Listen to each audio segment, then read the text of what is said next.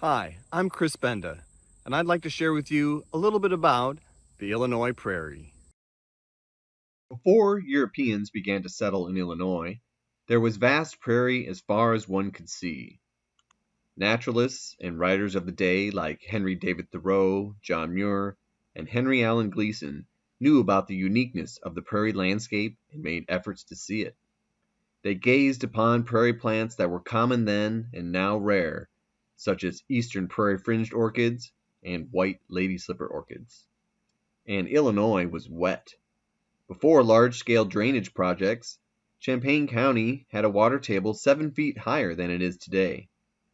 But in order to convert the rich organic prairie soil into the most productive farmland on earth, the water needed to be drained and the ground plowed.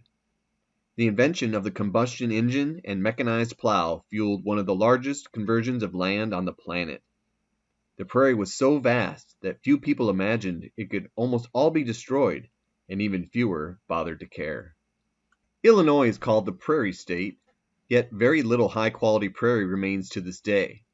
Of the approximately 36 million acres in Illinois, 22 million are estimated to have been prairie. According to the Illinois Natural Areas Inventory, now just 2,200 acres, or 1/100% of the original Illinois prairie remains intact.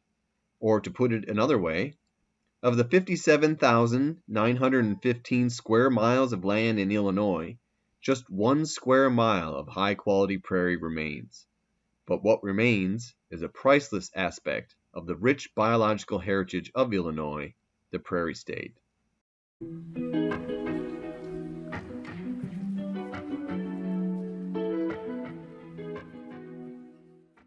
Interest in prairie preservation in Illinois began in the 1960s and 1970s, led by Dr. Robert Betts, George Fell, and Jack White. When they searched for high-quality prairie remnants, many were found in pioneer cemeteries. Although Leopold wrote about the cemetery prairie in his Sand County Almanac, Peccoons only conversed with the dead, for he had seen the fate that had befallen the prairie, and noticed that the hoary peccoon, a conservative species that does not tolerate environmental damage, only grew in pioneer cemeteries, prairie ground set aside in the late 1800s as burials for European settlers who died trying to make a living out on the prairie. These small cemeteries are almost all that remain of the expansive prairies that once blanketed the Grand Prairie Natural Division of Illinois. I'm here at Loda Cemetery Prairie Nature Preserve in Loda, Illinois. And this is one of the gems of the remnant prairie landscape left in the state of Illinois. Of course, one of the sad facts about Illinois, the prairie state, is that there's very little prairie remaining. It's important to realize that there are many different types of prairies, and Dolomite Prairie, Gravel Prairie, and Loess Hill Prairies, and black soil, silty loam prairies, and sand prairies. So many different types, and depending on many factors, some may survive easier than others. Particularly the black soil prairie is incredibly rare in Illinois because it's such productive farmland, and so there's very little of that particular substrate prairie, the black soil, remaining in the state. But Loda Cemetery Prairie here is one of the remaining examples, which another reason why it's a true gem of our priceless biological heritage. This site has an interesting history in that it was Pine Ridge Cemetery, and most of the burials were done along the road, sort of in the front of the property. And that area has some pine trees, mostly spruce, which is peculiar, but it's pretty much been covered in lawn sod, and it's mowed and manicured pretty intensely. So little prairie vegetation exists in the cemetery itself where the gravestones are, but the Cemetery Association owned land behind the cemetery that was pristine, intact, never been plowed Illinois prairie. And in the late 1970s, during the Illinois Natural Areas Inventory, Jack White instructed his biologists to look at cemeteries in the prairie region of Illinois to see if there was any prairie vegetation and any high quality remnant natural prairie occurring in these cemeteries, particularly the pioneer cemetery prairies. The pioneers were here settling Illinois in the mid 1800s, and those that died were often buried nearby in prairie land, and that area was set aside as sacred, never to be farmed and plowed or significantly altered. And so what these biologists found out, they went out the first day and they found 3 of these cemeteries harboring high quality prairie vegetation, and they went back and thought, well, at this rate, there's no way we'll be able to visit all the cemeteries, because it seems like so many of them seem to have high quality prairie plants present. However, it was a coincidence that they happened to find several of the higher quality vegetation left in some of these cemeteries that day. So Loda was one, just here. Prospect Cemetery just down the road was another one. And so they found out that, yeah, looking at some of these cemeteries, particularly the older ones, may have intact prairie vegetation present. So that's how this site was sort of brought on the radar of nature preservationists. And of course, the next idea was, well, let's try to acquire it so we can preserve it. And that happened through the 1980s, and it was kind of a complicated endeavor. Of course, a lot of people look at, unmowed areas and areas that aren't farmland as unproductive and full of weeds and, those sorts of misconceptions. And so there was some skepticism of the people who own the prairie of, why do you want this land? What's really your true motives? Is they didn't understand necessarily why someone would pay so much money for such a small area just to preserve it. And basically, it was a long story, but to make the story short here, the Nature Conservancy decided to buy farmland adjacent to the cemetery to trade. The Cemetery Association wasn't interested in just selling the prairie. They were determined that burials were going to continue to occur in this expanded, or this area of the cemetery they hadn't used yet. And so they thought, well, if you just want land adjacent to the cemetery for burials, well, let's buy farmland and we'll trade it. And that ultimately is what ended up happening. But as you can imagine, convincing the board of directors at the Nature Conservancy to buy farmland, degraded, natural land, was a hard sell. Their Nature Conservancy was used to buying high quality land for preservation and habitat. But of course, they understood that this would be a trade for the high quality piece that they wanted to obtain, and that's ultimately what happened. And now this site is an Illinois nature preserve, protected in perpetuity. So you can hear behind me now the fate of the prairie that used to occur in front of Loda, the Pine Ridge Cemetery. You hear weed whackers, you see the guy walking there. I happened to, plan my visit on a day when they're doing all their landscaping. But that is, of course, what is done in a lot of the cemeteries throughout Illinois. The prairie vegetation has been annihilated, and there's constant, mowing and trimming of plants. So that's going on, back over here where the burials are. But where I'm at here and behind the prairie, we can actually see the vegetation intact here. So it's a small site. I think it's about 5 acres or so, maybe smaller. And you can see, in the distance behind me here, Interstate 57 runs north-south, and you can see the traffic back there. So one of the things that's nice about traveling to this site, I often go from north to south. And so you can get off at Paxton if you're coming from the south, drive up Highway 45 to Loda, because there's no exit ramp at Loda, and then continue north on Highway 45 up to Buckley and continue your travels, and vice versa if you're coming from the north.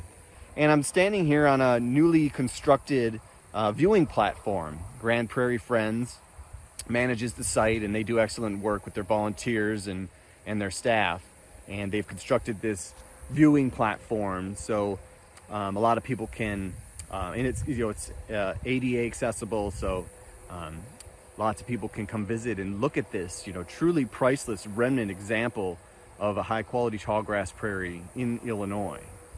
Some of the plants that I see here, we have lead plant, Amorpha canescens, tall Coreopsis, Coreopsis tripteris. I see flowering spurge, Euphorbia corolata, and of course there is Prairie Dock, Silphium terebinthinaceum, compass plant, Silphium laciniatum, I see Indian grass, Sorghastrum nutans, big blue stem, Andropogon girardii. Of course, there's a lot of Carolina rose, Rose of Carolina, strawberry, Fragaria virginiana, common here as well. I see switchgrass, Panicum virgatum. I see prairie drop seed, which is Sporobolus heterolepis. I see rosinweed, Silphium integrifolium, wild quinine, Parthenium integrifolium, mountain mint, Pycnathemum tenuifolium. I see heath aster, Symphiatricum ericoides, and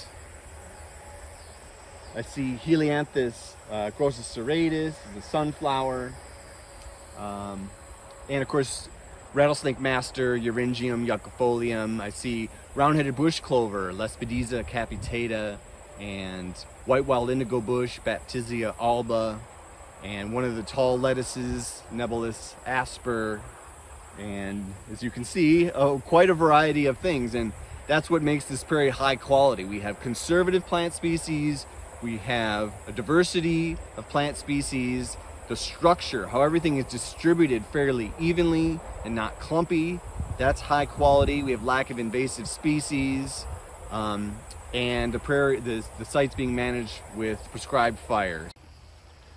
One of the really common and iconic plants of the tallgrass prairie is this yellow flower here called Prairie Dog. And Prairie Dog has the scientific name of Silphium terebinthinaceum. And really there are several Silphium species in Illinois, and many of them find home on the prairie. So, interesting thing about this plant here, we zoom in on some of these leaves. You see they're very large, broad, and the leaf is not attached to the stem, really, that has the flowers on it. They're usually separate leaves come out of the ground, and if you touch them towards the base, they're cool to the touch. And that's basically because the plant has such a deep taproot that it goes so far down into the ground where it's pulling up water, where things are more of a constant temperature and they're cold. So on a hot day, you hold those prairie dock leaves and feel that cool touch to them. You can also see that prairie dock has these yellow flowers, or yellow ray flowers and yellow disc flowers. Of course, it's in the Asteraceae, the composite family. And the composite flowers often are ray and disc flowers. And these have both. The ray flowers are around the periphery, and the disc flowers are in the center of the head. Collectively, you can call it an inflorescence or a flower head. Two types of flowers there for this one. So the prairie across much of central Illinois is called the tallgrass prairie, and that refers to two species that are a common component in the prairie land, and one is here called big blue stem, or sometimes turkey foot. You see the three separate spikes here. Okay, that's big blue stem, Andropogon girardii, and then this one here, Indian grass, which is Sorghastrum nutans, and they're pretty much about as tall as I am. A couple here that in this patch are taller than me. I'm about 6 feet tall. So that I would call that a tall grass for sure. And these are C4 photosynthesizers, meaning they're warm season grasses. They do a lot of their activity and growing later in the season when things are much warmer and photosynthesis is a little bit trickier. So they have special adaptations for that. And they're basically, two of the most common grasses on the tall grass prairie, and they're both quite beautiful. They do turn these purplish hue on the leaves and on the culms. So one of the aspects that makes a high quality tallgrass prairie is the presence of conservative species.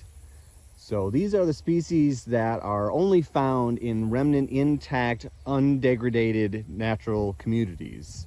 But this one here is called Nebulus asper, formerly in the genus Prenanthes. These are the tall white lettuces. And you know that you're in a high quality, central Illinois, northern Illinois prairie when you see the presence of nebulous Asper. And it's often, one of the more dominant plants on a high quality prairie. So it is in the composite family. It has only ray flowers though, no disc flowers, but they have these neat stamens where the anthers kind of curl back around. So you can see it's a pretty tall plant here, sticking above, the horizon there here at Loda Cemetery Prairie. And it's one that I don't see very often. And you can see, even parts of the involucre here, they're fairly hairy. And that's one way to identify them. Of course, the lactucas also have milky sap. Let me hold it up here. You can see milky sap if you take a leaf off or inside the stem. So that's another helpful identification clue for this beautiful, stunning prairie plant. There are many other conservative plant species that are indicative of a high-quality remnant prairie as well. Many of these plants are difficult to propagate and put back on the prairie landscape, which is one reason why conservative plants are often rare. Prairie gentian, Gentiana puberulenta, is a species only found in rich prairie soil. Other conservative plants with prairie in the name include prairie lily, Lilium philadelphicum variety andinum, and queen of the prairie, Philopendula rubra. Other plant species are truly rare in the prairie landscape and are listed as threatened and endangered in Illinois. These include Mead's milkweed, Asclepias meadii, named after the frontier physician Samuel Mead, who made a huge contribution to botany in Illinois. It was found in a strip of prairie just north of the railroad tracks at present-day Palatine Prairie Nature Preserve in 1966, only to be bulldozed for more housing 3 weeks later. The Oklahoma grass pink orchid, Calopogon oklahomensis, was unknown to science until 1987, when Bill Summers noticed it in Missouri and it was described in 1995. It is extant in a single county in Illinois. Large-flowered beard's tongue, Penstemon grandiflorus, is a rare species of sand prairies and can only be found in 3 Illinois counties, although it is easy to grow and has been planted in prairies outside its range. Lastly, you will be among royalty when you find royal catchfly, Silene regia, with its deep red flowers and sticky calyx, hence the name. Although common in prairie restorations, there are very few intact sites in Illinois where this species occurs naturally. So there's another aspect about Loda Cemetery Prairie that really demonstrates how well the site is being managed, and that is looking behind me here at this area, and this is a buffer around the preserve. So this was formerly farmland. It was purchased and it was seeded with prairie seed, presumably here collected at Loda, and just expanding the prairie out. Now, of course, it's very difficult to build a high quality tallgrass prairie. I'm not saying it can't be done. There are limited examples of very small, very hard, working people to create these prairie landscapes where they are nearly indistinguishable from a natural area, but there aren't very many, and it takes a lot of hard work. So it's still useful though to not have farmland and herbicide spraying and weed growth occur on the edge of your high quality nature preserve. So if buffer areas can be obtained and enhanced, that's really the ideal thing to do. And that's what's been done here at Loda. And if you look at the high quality prairie and really pay attention to the structure of the vegetation and the diversity and species that are occurring there, you can see the differences. At a quick glance, it may look like it's pretty much the same in quality, but really it's dominated by Indian grass. And the Indian grass that I see, behind the camera here in the high quality prairie, they're very scattered about and they're not clumpy. And you see them for sure among all the other prairie plants, but here it's much more of a dense distribution. So there's some diversity. There's good prairie species. There's Baptisia alba, the white indigo and compass plant, and I see Rattlesnake Master and the tall coreopsis. So the same species are here, and they're being put back, and that's good. But it's important to distinguish the difference between the high quality intact remnant prairie versus what we've had created here in the buffer area, that is an enhancement or a creation of prairie species playing a vital role and protecting the preserve basically from invasive species and weedy species from moving in from the adjacent farmlands and such. So it adds resiliency to the natural area.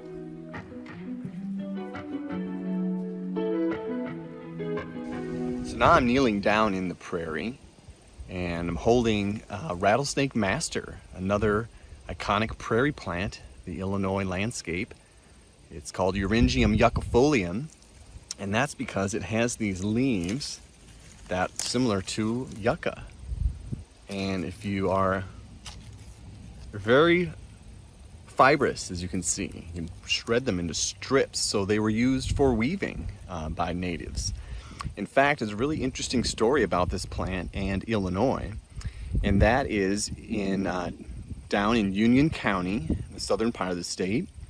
There was a researcher studying pack rats, and he found in a pack rat nest a sandal, and he noted it in his report and then basically filed it away. And someone else came across the report, saw there was this textile found, a sandal-like object, and he had it tested, and turned out it was made from 5,000-year-old Rattlesnake Master fibers that were used to weave this sandal. So that is the oldest known textile in Illinois, and really that's pretty old for the entire North America as far as a textile artifact is concerned. So that's kind of a neat story about this plant. Also, Rattlesnake Master, because it was believed to be a cure for rattlesnake bites. Of course, in central Illinois was once home to the once common Massasauga rattlesnake, now almost extirpated. There is a couple sites, one in particular, where there are a lot of them, but they've pretty much vanished from the prairie landscape. So perhaps it was Massasauga bite that this plant was believed to ward off or cure. So that's an interesting story about the Rattlesnake Master. Definitely very iconic plant, very easy to recognize with these globose seed heads. And it is in the carrot family, the Apiaceae. So I'm here with a neat prairie grass called prairie drop seed, Sporobolus heterolepis. Of course, there's a lot of name changing going on right now with grasses and lots of other plants, but that's the name I learned this plant as. And you can see it's a clumper. There's a big clump here, radiating leaves off of this plant. I like to joke that when in the dormant season, when it goes brown, the clumps sort of look like a bad toupee, or like Cousin It, from the Addams Family. So that's kind of funny. But also when it's flowering, like this is here, and not lots of flowers here, I'll bring down. They have a really strong sweet scent to them. Some people say they don't like it. I don't know. I think it smells pleasant. Other people say they think it smells like melted or buttered popcorn, and I definitely don't get that smell out of it. But it is fragrant and it is pleasant, and it's one that it's fairly easy to grow. I've often seen this plant in parking lot medians and things where it's just taking up the landscaping area and these nice clumps of full vegetation. So that's kind of neat to see, because it is a rather conservative plant. I think it's a C-value 9, but it is a staple in the prairie, and you can see these big tufts growing out there. That's the prairie drop seed. I'm at Beech Cemetery Prairie Nature Preserve in Ogle County, and this site is owned by the Natural Land Institute, and it is a priceless remnant prairie that is a piece of the rich biological heritage of the prairie state of Illinois. And it's a dry prairie, so I see gray-headed coneflower and side oats gramagrass and lead plant, flowering spurge, rough blazing star. Got the small flowered sunflower. We have short green milkweed, and lots of other, dry prairie species. And this is really a beautiful site here on a gently sloping hill, of course surrounded by farmland. This is where the Beech family was buried, hence the name Beech Cemetery. So it's really quite an awesome site here. Kind of pan around. Let's see the dry prairie here out on this hot August afternoon. It's 92 degrees. But it is a beautiful spot. I hope I've inspired you to visit a remnant prairie in Illinois, to marvel at its beauty, to appreciate its complexity, and perhaps to volunteer to protect it. In regard to high-quality cemetery prairies, there are 29 documented in Illinois.